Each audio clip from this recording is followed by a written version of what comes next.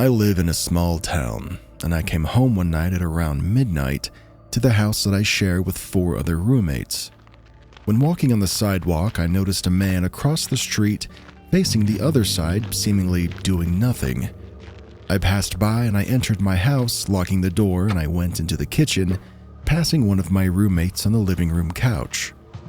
The hallway from the front doorway opens into the living room and then to the kitchen. When I left the kitchen, I saw a dark outline through the door window, and I stopped to focus my eyes. My couched roommate looked at me confused as I had just stopped in my tracks. The outer door was open and the man from across the street was looking in, and then he started turning the knob. As I heard the knob start rattling, I said something like, "There's a fucking guy at our door." My roommate got up from the couch, alarmed, and we together got closer to the door. I could now see the man's face clearer, now pressed up against the door window. His face was blank. He had long, oily hair and pockmarks on his cheeks. His expression made me feel incredibly uncomfortable, as it seemed like he was just looking through us, with no recognition of even us being there.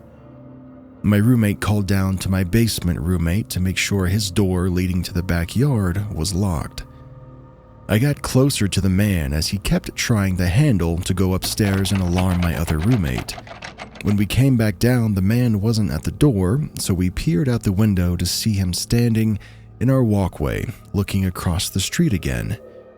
Reflecting on this, I'm just happy that I remembered to lock the door because, well, stupidly, we would often forget and spend the night with the door totally unlocked.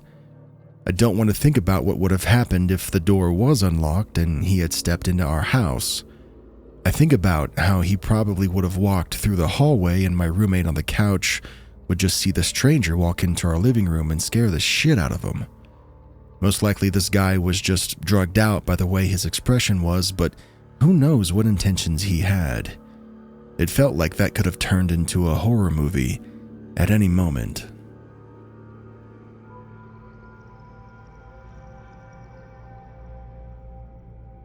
I was having a sleepover at my best friend's house in the summer of 2019, like we always did. We were 15 at the time, and she lives in this small village where everybody knows everybody. There were no weird people there, and it was a super safe place. Everyone was kind and friendly. It was about 10 p.m. and it was really dark outside. We were hungry and wanted to bake cookies, but they didn't have all the ingredients to do so, so we decided to go to the nearest convenience store. It was about a 5-minute walk, and we did so in the dark because there were no streetlights. We started walking towards the store, talking and laughing about literally anything. On one side of the road, there was a huge church built at the end of the 1800s. It was abandoned, but they couldn't destroy it because it was technically a historical site. There was also a huge parking lot right in front that had small orange lights. On the other side of the road was the store that we were walking to. As we were on the sidewalk passing the church, we heard this weird classical music playing. It was like a whisper. We turned our eyes to the parking lot, and there he was. I have goosebumps just thinking about it. There were no cars on the road. Nobody was outside. It was dark and cold. We saw a man. He was really tall and disgusting looking. His clothes were ripped, and he looked like he hadn't showered in months.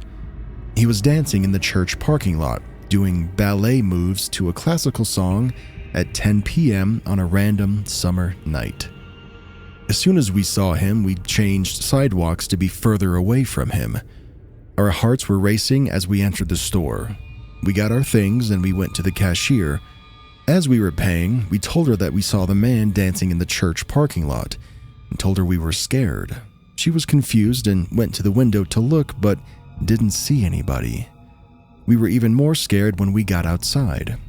Neither of us had cell phones, so we couldn't call her dad to pick us up. We each took a deep breath and decided to pass by the neighborhood that was behind the store instead of the main road in front, so hopefully we wouldn't see this guy again. Well, we started walking in the dark on the small roads with our bags. We were always looking around us, Once we reached the main street, we almost had a heart attack. The man was there, dancing on the sidewalk right in front of my friend's house. We were panicking, and I started crying quietly as we walked back into the neighborhood. My friend told me that she knew some people at our school that lived close by, so we went to their house. Her friend didn't believe us at first and didn't want to walk us to her house. At this point, it was almost 11, and he looked tired, but I think he changed his mind because he saw us crying. So he put his shoes on, and we started making our way back onto the main street. We told him what happened, and as we arrived to the place where he was dancing, nobody was there. The man was nowhere to be found. Her friend walked us all the way to her front door, and we thanked him before we entered her house and locked the door behind us.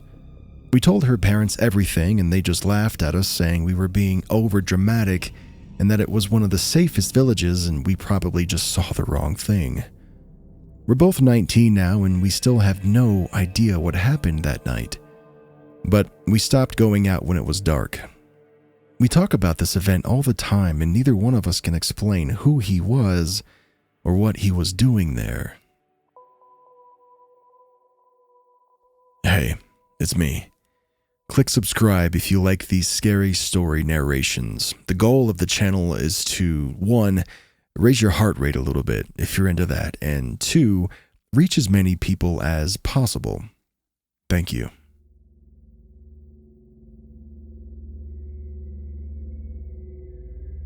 This story is submitted by someone who says English is not their first language, so I'll just do my best to bridge the gap for you.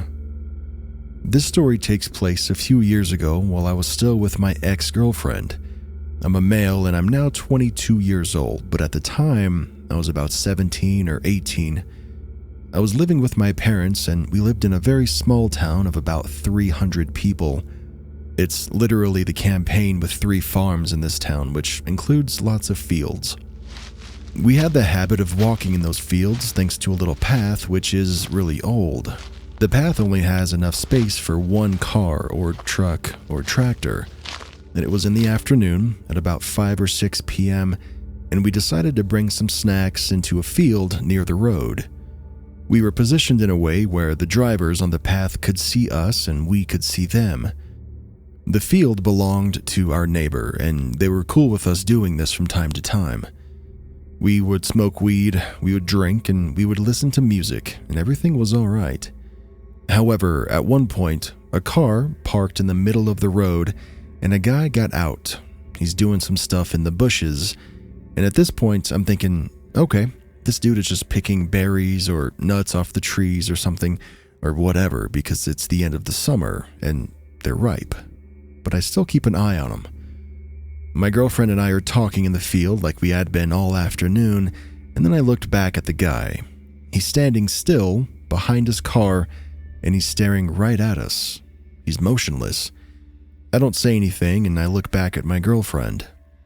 About 30 seconds later, I look back at the guy, and now he's moved. He's now on the other side of his car, and he's doing the same thing. There's no motion, and he's just staring at us. This process repeated itself several more times, all with him popping up at different parts of his car, like the trunk or the passenger side, and then again in the front. I started to get chills, and I was thinking that this situation isn't normal at all. Suddenly, the guy went back into his car, and then he went away.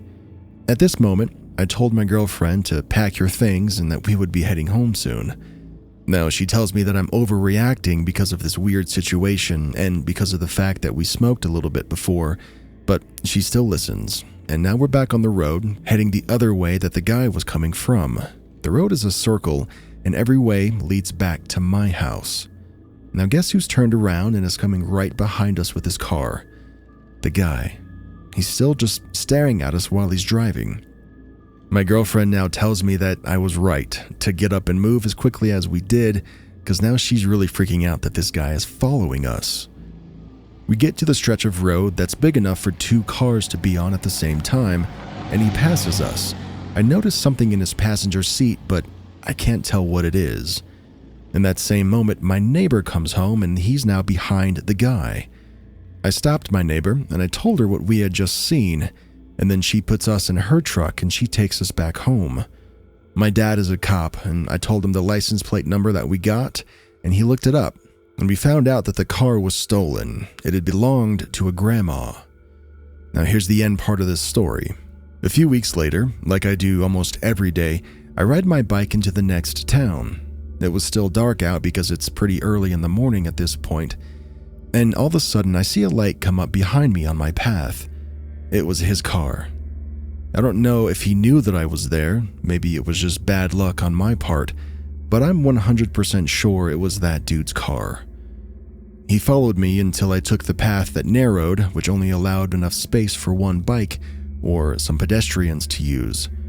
I turned off my bike light and I rode until I was in complete darkness in order not to be seen by this guy. For the next 2 years, I took that same narrowed bike path just to avoid seeing him again, and thankfully, I never had to. I hope I never meet the guy that stole that grandma's car, and I hope that grandma is okay.